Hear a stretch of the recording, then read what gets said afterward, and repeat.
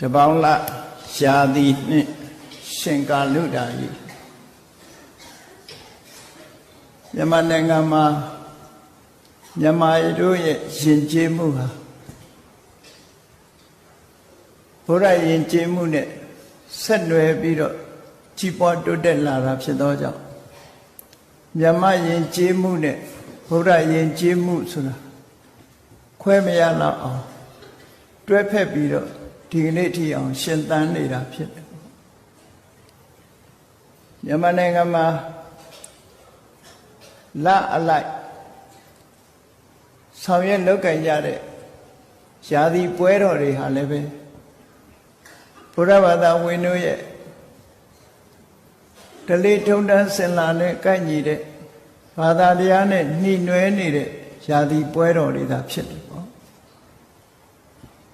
တပေါင်းလဆိုတာ